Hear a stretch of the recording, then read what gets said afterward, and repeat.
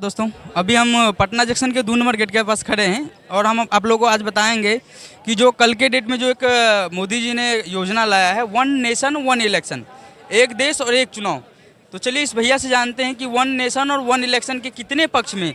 भैया आप बताइए, जो वन देश में जो लाए हैं, एक चुनाव जो चुनाव होने वाला है, मोदी जी जो लाए हैं वन नेशन और वन इलेक्शन, मतलब एक देश और एक चुनाव, इससे क्या फ़ायदा होने वाला है? बहुत फायदा होगा जी, लोगों का समय बचेगा, पैसा बचेगा, विकास कार्यों में खर्चा होगा।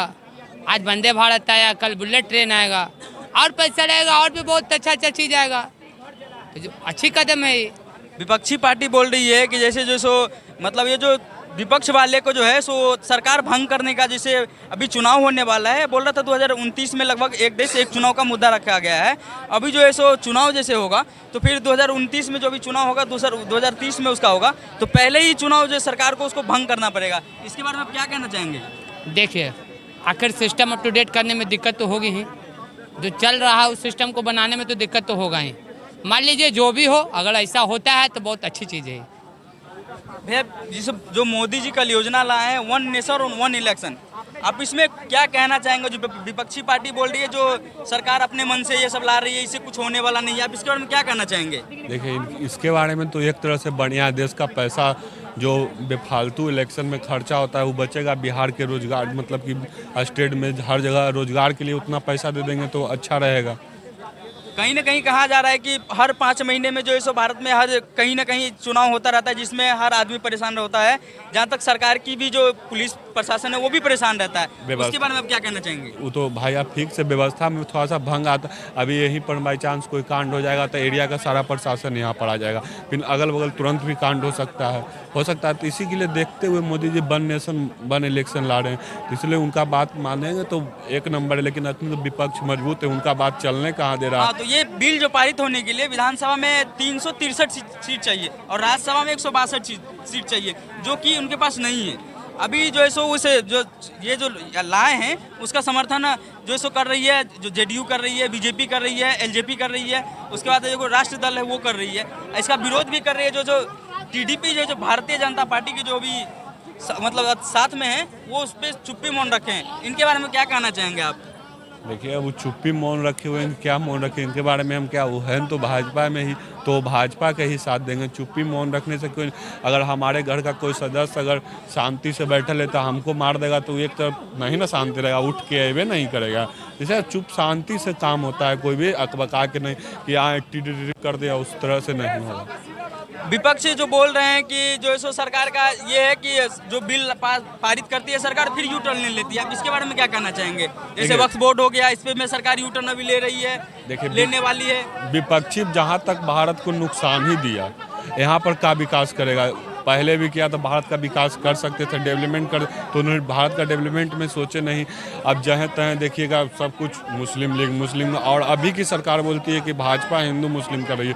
पहले क्या मुस्लिम सिर्फ हो रहा था, कांग्रेस उस टाइम हिंदू मुस्लिम नहीं कर रही थी। यहाँ पर कोई आया हिंदुत्व को बचाने के लिए सरकार, तो वो बीजेपी है। तो उनका काम अगर बढ़िया वो करेंगे तो विपक्षित का काम ही है कि काम बढ़ा देना। अगर बढ़िया काम करेंगे तो मोदी जी फिर से बढ़िया भाई लुटेंगे, तो विपक्षी तो चाहेगा नहीं कि मोदी जी फिर से कोई बढ़िया काम करें। अगर कोई गलत काम करेंगे तो तुरंत विपक्षी साथ दे देगा, लेकिन बढ़िया काम विपक्ष साथ नहीं देगा, क्योंकि विपक्ष भारत के खिलाफ है।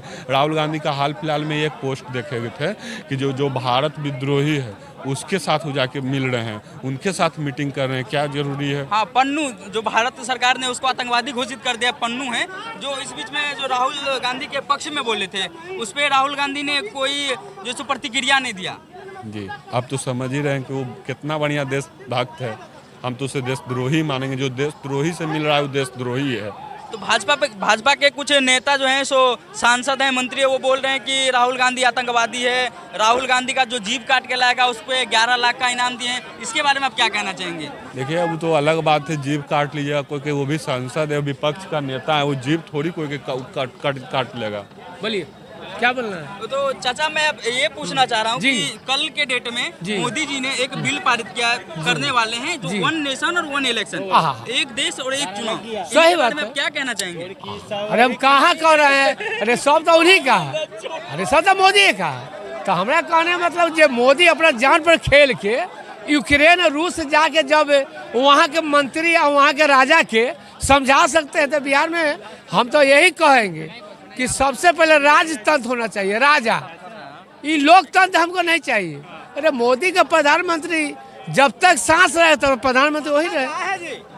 राजा तंत्र तो पहले से चल रहा था। चाचा, आप क्या कहना चाहेंगे जो वन नेशन और वन इलेक्शन होने वाले हैं, जो बोल रहे हैं 2029 में होंगे, तो उस पर आप क्या प्रतिक्रिया अपना देना चाहेंगे? देश संविधान से चलता है और इस संविधान का धज्जी उड़ा रहे हैं। वन नेशन वन इलेक्शन कैसे संभव होगा? जिसे वन नेशन वन इलेक्शन कैसे संभव होगा बताइए? क्या कि 29 राज्य है, 29 राज्य और पूरे सेंट्रल में एक बार अगर इलेक्शन हो जाएगा और बीच में कोई सरकार गिर जाएगी कोई स्टेट के, तो फिर वहाँ उसके चलते फिर ऑल इंडिया में फिर इलेक्शन हो जाएगा, एक बार में होगा इलेक्शन। ऐसा कैसे होगा? बीच बीच में सरकारें गिरते रहती है, बनते रहती है, तो वन नेशन वन इलेक्शन कैसे सफल होगा बताइए? कहा जा रहा है कि जो लगातार 5 महीने में जो सो कहीं न कहीं चुनाव होता रहता है, अगर उससे एक वन नेशन और वन इलेक्शन हो जाए तो 12,000 करोड़ रुपए की बचत होगी, सरकार ये कह रहा है। ऐसा नहीं, ये जो 16 लाख करोड़ के जो चपत लगाए हैं उद्योगपतियों को माफ़ कर दिए हैं, जो कर्ज माफ़ कर दिए हैं, पहले इनके इस पर पहले सोचें।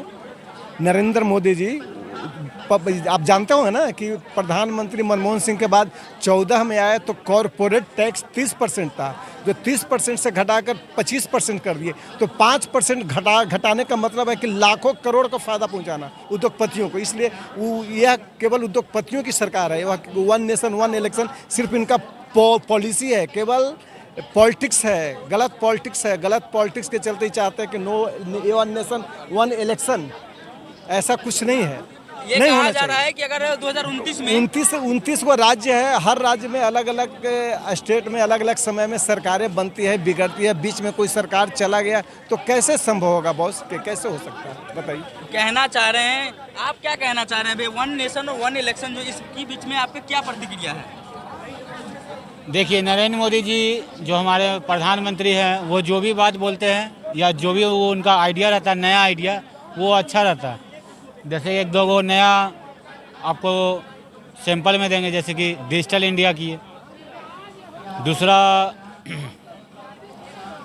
दूसरा भी एक मुद्दा याद नहीं आ रहा है। विपक्ष कह रहा है कि ये जो है सो चुनाव जो जब चुनाव आता है तब तक वो ऐसा चीज लाते हैं जो चुनाव के मुद्दा को भटका देते हैं। इसके बारे में आप क्या कहना चाहेंगे इसके बारे में? विपक्ष का काम ही है विरोध करना, उनका और कोई काम बच चुका है? बस विरोध करना, सरकार कुछ काम कर रही है उसको तोड़ देना, भड़का देना, यही सब विपक्षी का काम है। तो चाचा, मैं आपसे ये जानना चाहूँगा, अगर जो 2002 से लेके अभी तक में भारत की एक यूनिवर्सिटी जो है सो राहुल गांधी को नहीं बजाया। वो बार बार विदेश जाते हैं और विदेश में जाके भारत के खिलाफ जो है सो अनर्गल बयान, मतलब जो सो बहुत गलत सलत बयान देते रहते हैं। इसके बारे में क्या कहना चाहेंगे? क्या गलत बयान दिए हैं? एक गलत बयान आप बता दीजिए कि वो राहुल गांधी एक गलत बयान दिए हैं, बताइए। जैसे वो अभी अमेरिका में बोला था कि सिख के माथे से जो सो पगड़ी हटाया जा रहा है, सिख को कंगन पे आरोप लगाया जा रहा है, उसके बारे में क्या कहना चाहेंगे? देखिए, राहुल जी पढ़े लिखे इंसान है, वो सरल सहज इंसान है। वैसे लोग पॉलिटिक्स में, अच्छे लोगों को पॉलिटिक्स में आना चाहिए, समझ गए? अच्छे लोग राजनीति में हैं। और राहुल जी ऑक्सफोर्ड और हार्वर्ड यूनिवर्सिटी के स्टूडेंट रहे हैं, दोनों वर्ल्ड की टॉप यूनिवर्सिटी है। इसलिए राहुल जी जो बोलेंगे अच्छा बोलेंगे, देश के लिए बोलेंगे। उनकी भी सरकारें, कांग्रेस भी यहाँ 50 साल 60 साल राज की है, तो जनता के बदौलत राज की है। आज जनता जो है से इनको 303 और 303 पूर्ण बहुमत लाया था ना मोदी जी को 2019 में। आज क्या हो गया? बोल रहे थे कि अबरी बार 400 पार, कहाँ 400 पार कर गया? अभी तो 250 263 पर ही अटक गए। इसलिए अगर ये अच्छा 293 अलायंस के साथ में है, अकेला जो है से 200, हाँ अकेला 240 है, नहीं 240 से ज़्यादा है। 240 अकेला जो भाजपा का है, 240 सीट हो सकता है। हाँ हाँ, कांग्रेस का कितना है पूछिए ना? कांग्रेस का 102 है। तीन निर्दलीय सांसद और कांग्रेस में विलय किया, समझ गए? इनको नहीं जानकारी है या आपको 99 तो ऐसे घोषणा हो गया था, 99 जीतवे गया था। 3 निर्दलीय सांसद में एक पप्पू जी सांसद जो है वो कांग्रेस को जाकर विलय किए, फिर और महाराष्ट्र का एक किए हैं और एक जगह और 3 निर्दलीय। यादव जी चुनाव से पहले अपने पार्टी को कांग्रेस में विलय किए थे। हाँ, उनको तो पूर्णिया में कांग्रेस या आरजेडी से टिकट नहीं मिलने के कारण उन्होंने निर्दलीय चुनाव लड़ा था। ये तो लालू जी और तेजस्वी जी की गलती की वजह से हुआ। पप्पू जी भी बिहार के बेटा हैं। पप्पू जी जितना विकास करते हैं जमीनी के तौर पर, जिसे बाढ़ आया, कोरोना आया, जितना वो नेता काम किया पप्पू यादव, तो पूरे हिंदुस्तान का रिकॉर्ड है कि कोई नेता ऐसा काम धरती पर नहीं करता, पप्पू यादव इतना काम। पप्पू यादव भी एक ऐसा है जो आप रिकॉर्ड पूरे हिंदुस्तान में देख लीजिए कि एक बार के बाद दूसरा बार कोई निर्दलीय सांसद नहीं बना है, पूरे हिंदुस्तान की बात कर रहे हैं। पूरे हिंदुस्तान में एक पप्पू यादव नेता है जो 4 बार निर्दलीय सांसद जीता, वो अपने कर्म के बदौलत काम अच्छा करता है, जनता में पकड़ है, सुख दुख में जनता के साथ रहता है। पप्पू यादव ऐसा नेता कोई है नहीं, पूरे हिंदुस्तान लेवल की बात कर रहे हैं। पप्पू यादव बड़े नेता हैं, अच्छे नेता। पप्पू यादव और पढ़े लिखे और अच्छे आदमी को आना चाहिए राजनीति में। पप्पू यादव को जरूरत है। पप्पू यादव अच्छे इंसान है, गरीबों को हेल्प करते हैं और पप्पू यादव के चलते तो आपके हिसाब 15 सीट महागठबंधन के कम हुआ। सीमांचल, कोसी, मिथिलांचल सब जगह 4 गो जो यदि आरजेडी को सीट मिला वो इस साइड में मगध में मिला, वो साइड में पूरा नील हो गया है। जो आपके हिसाब से 1 नेशन 1 इलेक्शन जो है सो नहीं आना चाहिए इंडिया में? नहीं होगा, नहीं सफल होगा ना बॉस। अगर ये ला कर देखें नहीं सफल होगा। बीच में कोई स्टेट की सरकार गिर जाएगी तो फिर दोबारा चुनाव कराएंगे, बीच में कराएंगे। 1952 में जो है सो 1 नेशन और 1 इलेक्शन शुरू हुआ था और फिर 1967 तक आते आते जो है सो खत्म हो गया वो। मतलब बीच में कहीं ना सरकार बंद होती रहती थी, चुनाव कैसे होता रहता सफल था। होगा? कैसे सफल होगा बताइए? सब स्टेट का अलग अलग अलायंस है, बहुमत है, पूर्ण बहुमत की कोई सरकार बनाएगा, अलग अलग स्टेट कोई अल्पमत में आएगा, तो उसमें दिक्कत है ना कि कोई स्टेट गिर जाएगी तो फिर दोबारा तो वहाँ पे इलेक्शन होगा बीच में। ऐसा तो नहीं ना कि वहाँ राजतंत्र स्थापित हो जाएगा, वहाँ राष्ट्रपति शासन होगा, ऐसा तो नहीं हो सकता है वहाँ। आप 1 नेशन और 1 इलेक्शन के जो है सो पक्ष में हैं? क्या होनी चाहिए 1 नेशन? जी होना चाहिए। इससे चाहिए तो क्या फायदा होंगे इनसे हम लोगों को? कितना 1000 करोड़ रुपया बचेगा। जैसे उप मेयर और मेयर का चुनाव और वार्ड काउंसिलर का चुनाव बिहार में एक साथ हुआ, वैसे ही अगर एक साथ लोकसभा और विधानसभा का